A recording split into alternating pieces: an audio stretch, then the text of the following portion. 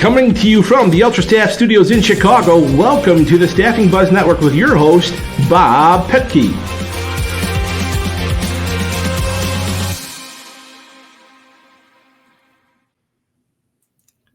Hello and welcome back to the Staffing Buzz Network. I am Bob Petke, the Chief Sales Officer here for Ultra Staff Edge.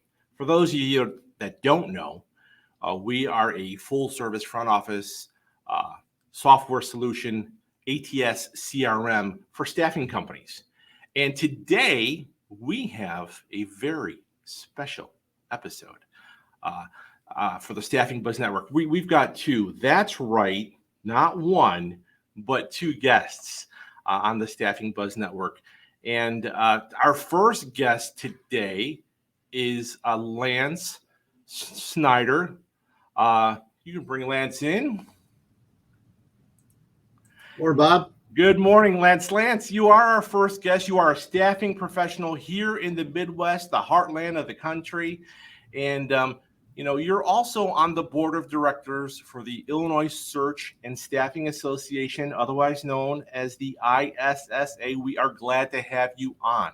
Well, thank you so much. Appreciate this opportunity. Absolutely. Lance, is one of the key players involved in organizing an event that really benefits, staffing companies across the region here. And you are, it takes a village, right? But you're part of a team that's organizing and facilitating the Midwest Staffing Conference, which is being held April 24th and 25th at the Drury Lane Conference Center in Oak Brook, Illinois. So we've got Lance on to share some insight about the Midwest Staffing Conference. It's an annual conference held for staffing companies large and small across the region. Lance, as we get started, and I know there's some history here, how long has as far as how long have we been conducting the Midwest Staffing Conference? Bob, for sure, over 20 years. It's something that's been very good for everybody. It's a great place to get together, great place for networking, a great place for having fun, great place for learning. We're all in this together. As you said, it takes a village to tell you the truth. As an industry, we're all this together. So great opportunity for everybody to get together, learn, get a little pumped up, and then go get them in the staffing industry there, Bob. Right. And, Lance, one of the things is somebody who was in the staffing industry for many, many years. There is it's a brethren, a brotherhood. I've said before, like a fraternal order of staffing people. It takes a unique person to be able to thrive and survive in staffing. For those that can't do it, the staffing industry will let you know. It'll knock you out of the industry if you can't do it. So when you get a group of people that are, keen and successful in staffing, it's a very, very unique situation, and you find a lot of commonality with a lot of these folks. Yes, you do. Yeah. So, with that said, from what you've told us so far, it sounds like it's going to be a great venue. Now, is this an event that's open to anyone? Well, it is. Obviously, we've really focused on the staffing professionals, correct? But when you talk about, you mentioned before, large, small firms, recruiters, sales. I mean, a lot of our series that we teach here is leadership, sales, recruiting. So there's a little bit of something for everybody. It will go Wednesday and Thursday, like you said, at 12 different speakers. And on top of that, we're going to have over 30 different sponsors / vendor partners. So this is a real big to-do. So folks can come in and they can come on in. If they're members, they get a discounted price. However, if they're not members, we have a real special deal going there too. They can just go online and check that out for a deal there, Bob. Great. And you mentioned some vendors, some partners. What are some of the things people can expect? What's the format going to look like as people start to plan their day? What are some expectations they should have? What's the event the layout of the land going to look like? Sure, absolutely. Obviously we're going to have one of our keynote speakers on with this today, and then also I think we're going to have another podcast following. We'll have another keynote speaker, but essentially we'll have an area where when people come into the floor, that's where all of our vendors are going to be. In my head, I think it's 34 total vendors, and they all have their tables there, and they are welcome to see everybody come in and start the network and start learning about, hey, what does this partner do? How can they help me out in my staffing profession? Then that will spill over into the actual speakers areas. And from Wednesday through Thursday, we have a lineup, 3 different on Wednesday and then 3 different sessions on Thursday of speakers that's going to go over, let you really experience things, have nuggets to take away. We just don't want to teach. We actually want everybody to go ahead and really learn and experience things and have takeaways here. So we're really excited here, Bob. Great. So, with that said, and you've been involved in a part of this in one way, shape, or form, what are some of the feedback, or what are some of the positive takeaways that you've heard from people who have attended this event in the past? It's a great question. Well, I was blessed enough to be a co-chair last year, and I'm also co-chair this year. But as you said, it takes more than that. We have a wonderful committee here of about 13 folks, including the presidents of the Wisconsin Association for Staffing, and also the Michigan Staffing, and as well as our own president here at ISSA. So everybody's on this committee to really make this a successful thing. That being said, last year's survey was tremendous, both from the attendees that just really had a lot of great takeaways, but also our sponsors were really, really pleased with the flow through and everybody coming in. And I hate to say it, on top of all that good stuff, we have a heck of a Wednesday nightcapper where we all get together and have some, appetizers, drinks.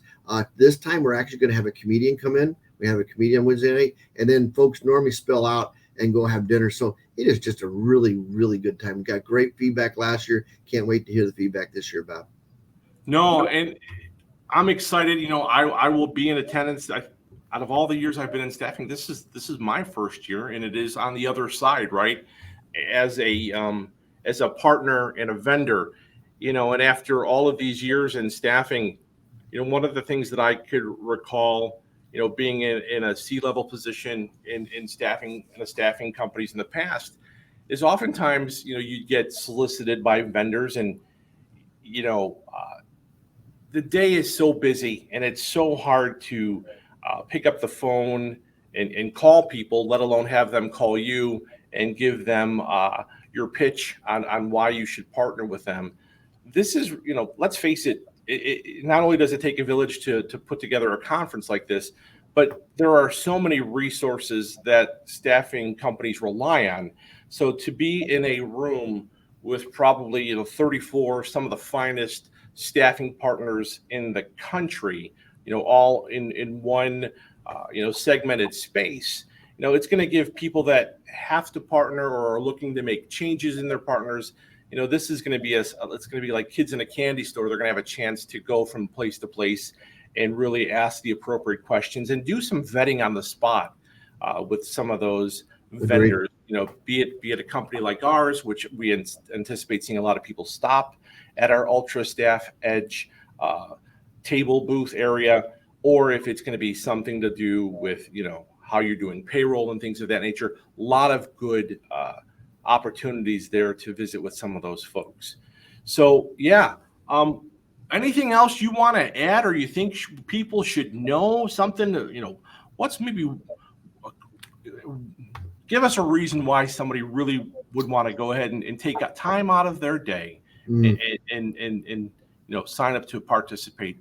Yeah, Bob. Well, first and foremost, this is a Midwest Staffing Conference. So I said about our Wisconsin help and our Michigan help and the Illinois help, but of all the surrounding states around here, we'll take it. Let me tell you, there's so much to learn here. So Iowa, Minnesota, Indiana, come on to this Midwest Staffing Conference. Why? Because I think everybody needs to hit a pause button. Everybody can learn, right? If you always say you don't need to learn anything, I think you're wrong.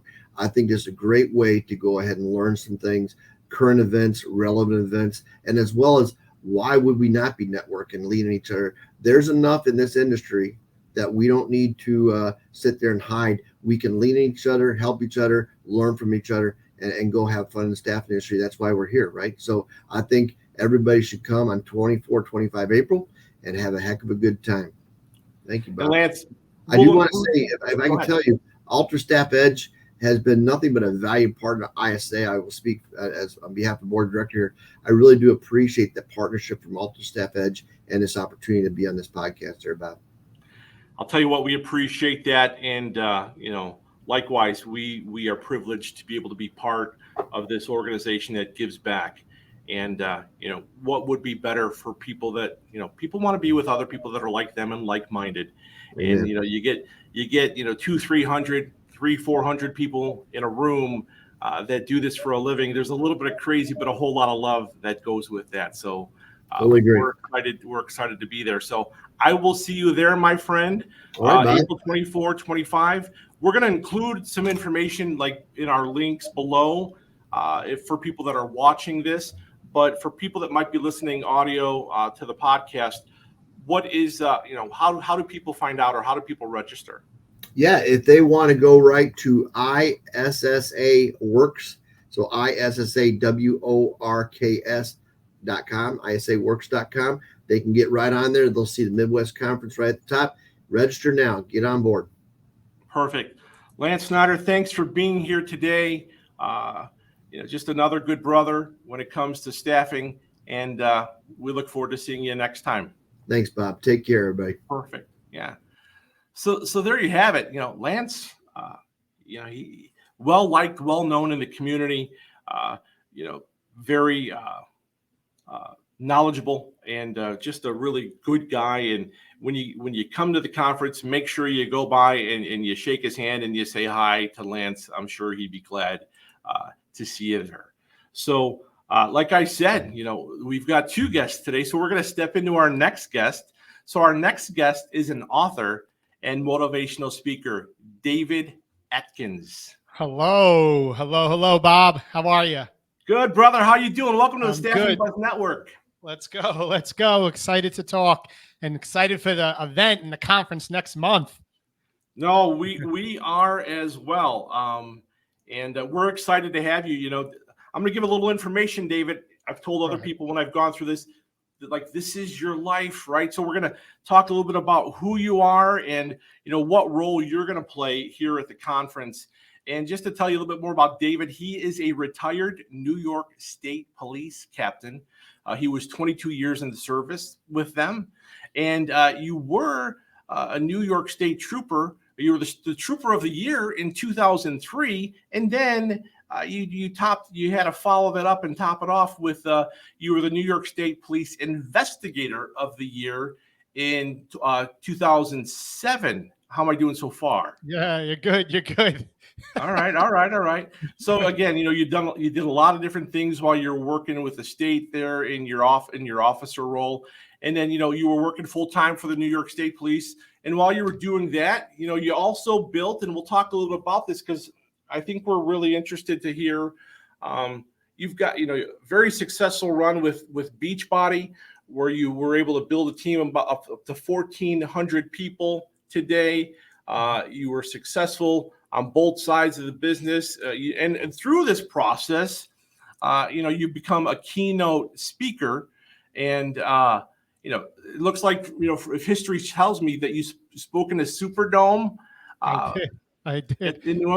Talk to me about that a little bit. So 20,000 people in the NFL Superdome. People say, David, how is it to speak to 20,000 people? And I said, I think once you get to around 1,000, or even 300, 400, 500, it all becomes the same at that point. So it's the energy, just seeing that amount of people. But that was an amazing event, and super grateful that I had that opportunity. Yeah. And David, and I can only imagine what it's like to get up there in front of that large group. And there's got to be just a tremendous, an energy that you would feel there from that. So I would understand it. One more thing that stands out in your history is you were also a first responder at Ground Zero on 9/11, and you spent weeks there working in New York City, and Yes. It's a sobering experience.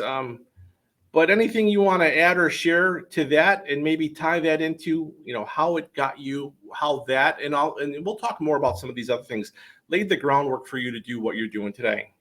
Oh no, that's a great question. I like to share, I like to say with 9/11, it was really eye-opening of, just how precious life is. And I remember being down there the day after and looking at the pile of rubble. And, I often explain it to people that when you used to look at the TV screen on 9/11, you would only see what was right in front of you, like directly in front of you. And I remember getting down there and looking up and as far and as high as the eyes can see for 360 degrees, seeing a pile of rubble. And I remember telling my mom and my family, I'm like, there's going to be no survivors. And I remember driving out of ground zero, like my first day, and I was blocks away, Bob, blocks away. And I remember looking up at other skyscraper buildings in Manhattan, in New York City, and I would see what looked like spears, like arrows sticking out of these buildings that were perfectly intact, but like 70 stories up, these spears. And it was the metal beams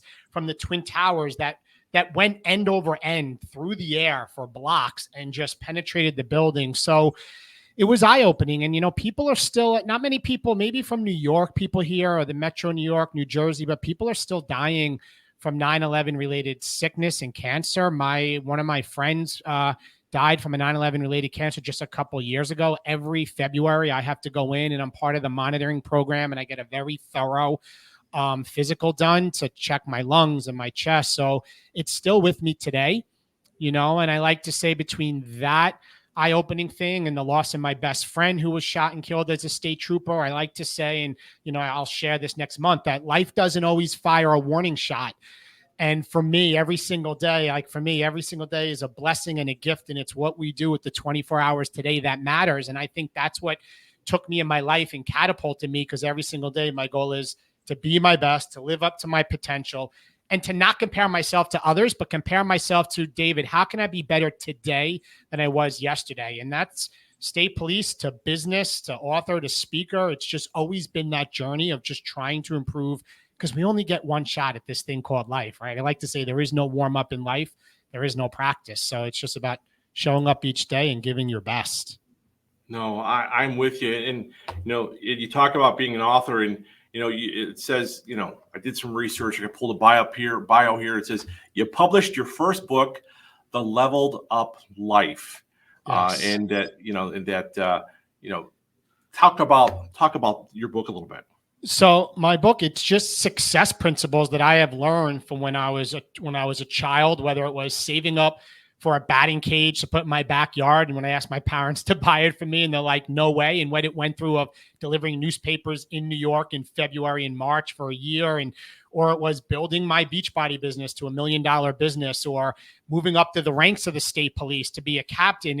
It's the principles of how to face adversity and how failure is part of the process, and having a vision for your life every single day to have those goals, not accepting your life for what it is, but like leading our life to where we want to go. Or a big thing that I speak on is mindset. Like, we can't control those things that happen to us every single day. Like when the pandemic happened, we can't control that. Like the circumstance, you can't control it. But what we can control is how we react. Like our energy is a choice. Our attitude is a choice. How we show up is a choice. So for me, I realized that I couldn't play victim. I had to play like victor mentality. So when it was building my business and going through, Bob, it was a serious growth journey in my career and in business, reading hundreds of books. There's that saying, success leaves clues. So for me, I would study those that were more successful than me, and I would try to improve my life, whether it was books I read. And that's how it led ultimately to, when I retired to pursue being a speaker,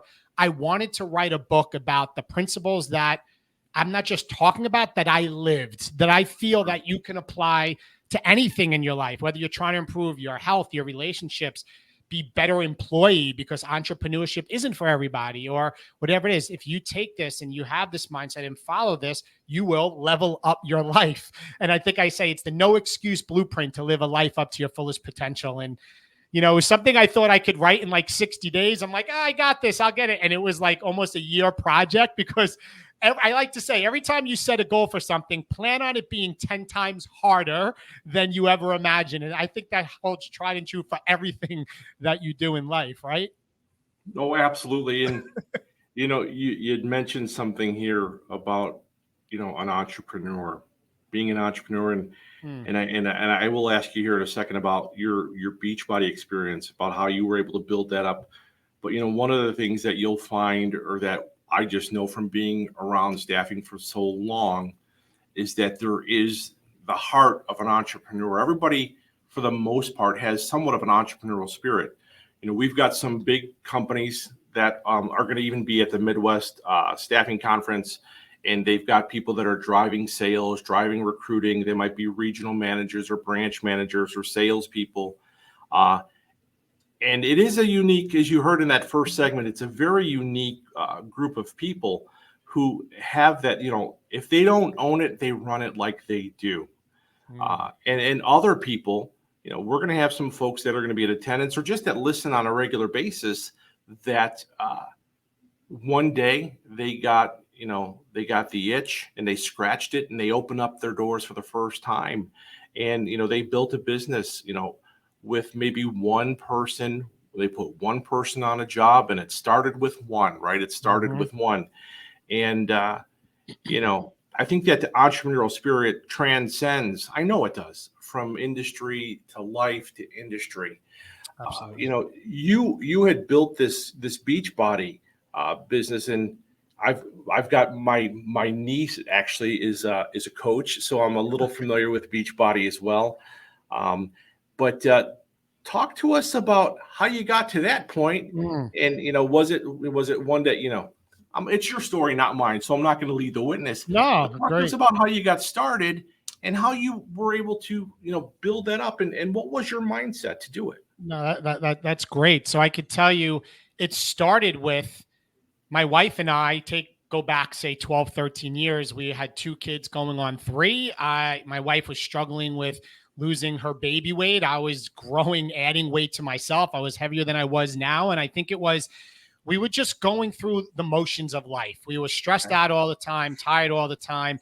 We would bicker often because my wife and I also at the time, and I'll share this, like we were 6 figures in debt with poor credit card choices we made, poor decisions early on in our marriage that we didn't know, what the right thing is. And I finally, decided, and we were gym goers. We were go 3 or 4 times a week, but we were just going through the motions. And I finally said, like, something needs to change. Like, we're not thriving in our marriage. We're simply surviving. And I came across a buddy I work with, has been trying to get me to do P90X, one of the Beachbody programs. And I literally said no to him for months. And the funny story is we got sent to Houston, Texas to look for a main witness of a murder case in New York. And we both were flown out there. We found the witness. We did our interview. We were done earlier in the day. And I said, hey, let's go to a Houston Astros baseball game. I'm a big baseball fan. And he's not a baseball fan. He's like, David, I'll go to that Houston Astros baseball game, but you need to do that ab workout from P90X. And I relentlessly was like, fine, I'll do it. And in the hotel room, I did this like 16 minutes and it killed me. I couldn't finish it. And I got hooked. And what started happening was it started with just working on my wife and I. We would get up before our kids got up. We started working out. We started getting results. And people were like, David, what are you doing? Like, and Kristen, what are you doing? We came to like that walking billboard. And we also had an energy to us. So we just started saying, hey, we did P90X. And then the next program was Insanity. And we shared it. And we did not realize at first there was a business opportunity. Like we were just sharing it to other people. And then we started seeing people actually earn income from building it and building the business. It's a network marketing business and direct sales. So we started sharing it with people and it grew, to 2, 3 people. Like you said, we were the first, then to 2 to 3, and then 10. And then we just started seeing the vision. I'm big on vision. Like, wow, there's people that have earned 6 figures, have paid off debt. Again, we were struggling. And we decided to go all in. And in 2 years, we paid off over 6 figures in debt. And we ultimately became $1 million earner. And it grew internationally to a team we led to 1,400 people, United Kingdom, County, United States. And that opened doors really for me as a speaker. Like my story was because Beachbody started saying, David, you were working full time. You had 3 kids. You built this business. Can you share your story? And it started in a library of 15 people and ultimately grew to 20,000. And that's when I realized, wow, I have a gift that I believe was given to me to be able to go and inspire and share my story. And that's when the doors opened for keynote speaking. Because I like to say, Bob, so often, I like to say, work with what you have with where you are, because what you have is plenty. And for us, it wasn't about, I want to be an entrepreneur and build $1 million business. It was, I just want to start with my day one, because everybody has their day one. Let me just get a little healthier. And then the business started growing. And then it was, all right, don't compare my chapter 1 to somebody else's chapter 12. Let me just be a little bit better and help the 2 people that we're helping right now, and then teaching them to help people. And then it grew. And I think that's the way life is. Like, my why and my vision is much different today than it was 12 years ago. I'm just trying to be the best I am now. And just whatever doors, and I'm a big believer in this, when doors open for you and opportunity knocks, you got to take advantage of that opportunity. And that's the way I lived my life. So then the book came, and then I started a podcast, and now I just keep pressing forward. So here I am. I can relate, and I'm sure that our listeners can relate, and the staffing community can relate. One of the things that I've noticed in life, and this is, I'm going to say it about you, David, you probably, for lack of a better word, suck at most things. But once you find, what it is that works for you, when you jump on and you jump in and you give it everything you've got, that's the space and place where you thrive, survive, and excel. And so that's actually a great story. So, there obviously, there's a couple of things that you don't suck at. Obviously, this entrepreneurial spirit, you've now been successful. You've wrote this book. You are now a keynote speaker, and we're excited to have you come in and share your message with the folks at the Midwest Staffing Conference. And that's chapter 2, right, of what you've been doing. And then that other chapter, right, kind of laid the foundation. I'm sure there are things that happen, in your time in law enforcement that laid the groundwork for you to build to this next chapter where you are now thriving, surviving, being successful. If you look back on those earlier days, what are some things that really seem to stand out for you? Is hindsight is a beautiful thing, right? Yeah. What are some things that you can look back at that attest to? And I'm just going to say it, and a lot of people that are successful are humble. You're a successful guy. What are some of those early things that happened in life? And you mentioned a couple of those, the loss of your friend, but what are some of the other things that have happened that laid the groundwork for you to be where you're at today? I think, especially in the law enforcement community, that my partners or fellow troopers they put their life on the line, and they depended on me to be there for them if they needed help. So for me to be out there and be my best and perform at my best, to possibly be in a situation that could, put us in a life and death situation. And there have been times that I'm calling for help, and you rely on each other in that community. So that was kind of a driving force to start really taking serious my physical well-being, but also our mental well-being, because if nothing is right up here, I believe this mental health is just as important. So for me, it was not only physically taking care of myself, because my partners depend on that, but I also started learning that even my kids, they deserve the best of me, not what's left of me. So I realized I need to be the best father to my kids and husband to my wife. And it just was growing. So when I started with just taking care of my physical health, then I realized mentally I want to start. I see a lot of negative in the world in law enforcement, right? You don't get called to a scene of something negative. 9/11, lost my best friend. I've seen children die. I've seen many things. So I realized, okay, I can't control these things, but I need to then fuel my mind and my body with things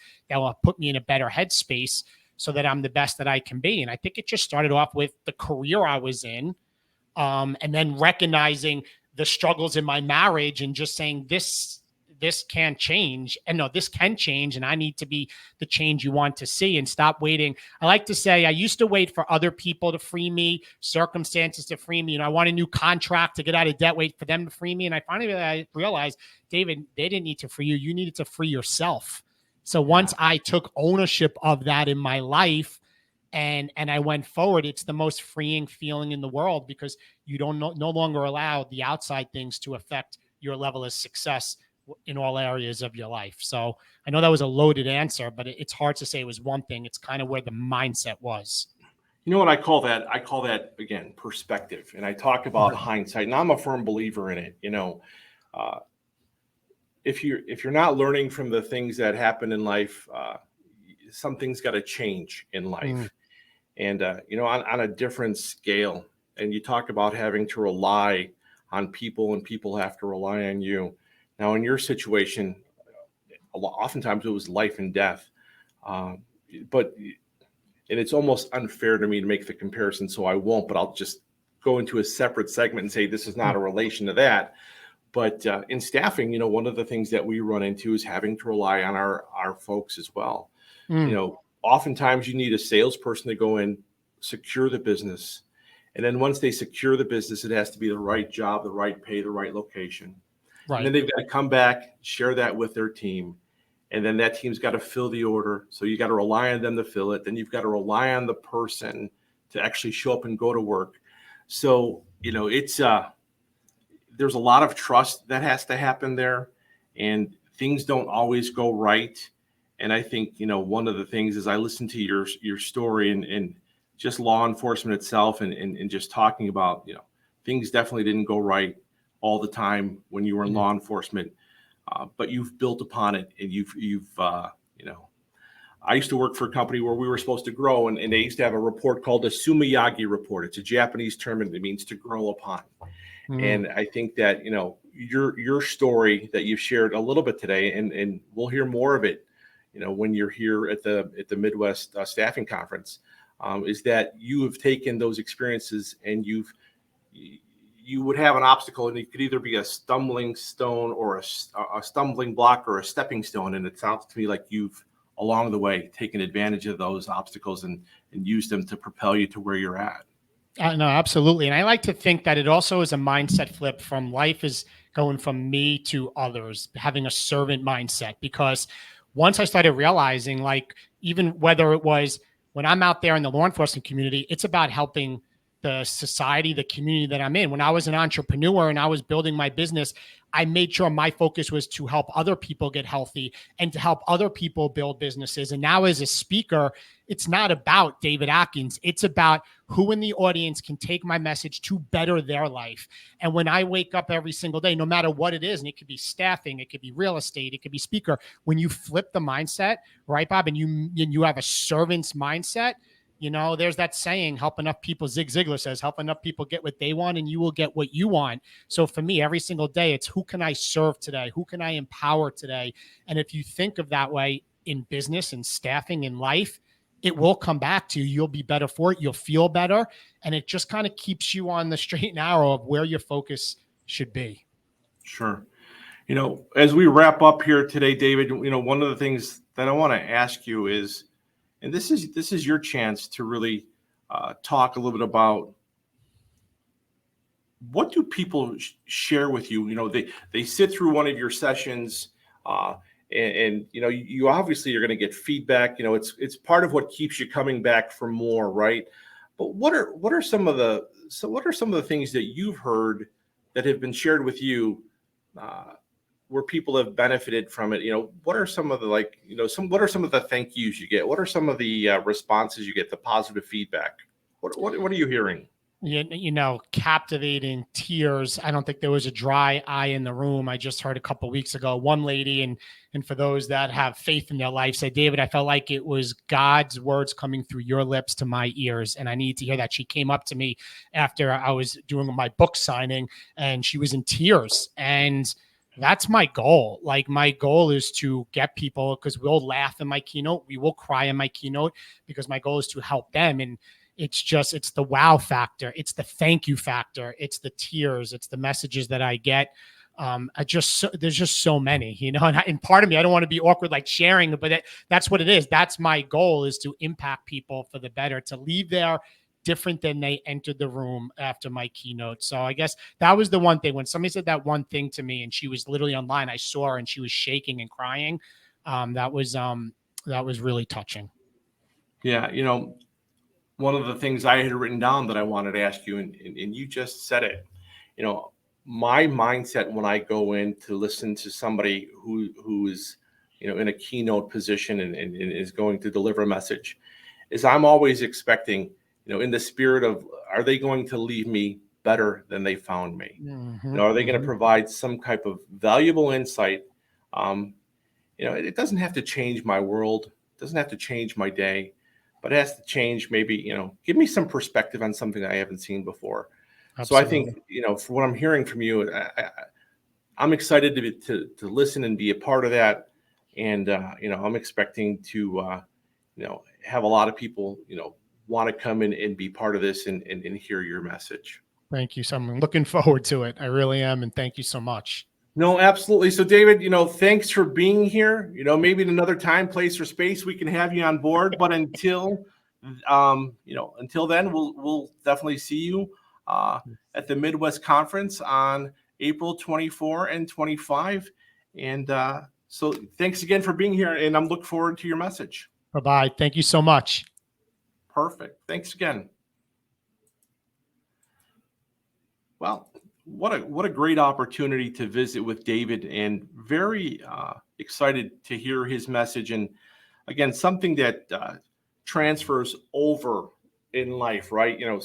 Every day we grind in staffing. Like I said earlier, we got to find the jobs. It's got to be the right pay, the right location, the right type of job, the right shift. Then we've got to go to our recruiters, and then we've got to go to our, the people to find it. And this could be temp to hire, direct hire. But, you need a certain mindset to be successful at this. And there is a camaraderie and there's a partnership that's involved. And I think that, David is just one of several very influential speakers that are going to be at the Midwest Staffing Conference. So I encourage anybody who's listening who hasn't made the reservations or signed up yet to look into it, get on board. It's that ISSA Works. If you can go ahead and Google that or search on that, you'll be able to find that. So again, thanks, David, and thanks, Lance, for being here. And again, for those of you who maybe are listening for the first time, or for those of you that are listening and maybe haven't subscribed yet, make sure you're telling people in the staffing community about the Staffing Buzz Network, and make sure that you're securing us in. You're subscribing to our podcast. You can watch us on YouTube. We're on all of the major platforms. And if you're interested in learning more about us, right, about Ultra Staff Edge, our ATS, our CRM software, don't hesitate to reach out. You can go ahead and email me. You can visit our website. Our phone number is going to be on the outro page. And or also, we're going to have some folks at the conference, April 24 and 25. Come by and see us and learn a little bit more about who we are and how we can help you be the backbone of your business and help your business shine and prosper as well. So with that, everybody, thanks again for listening. And until next time, we'll see you on the Staffing Buzz Network. Thanks.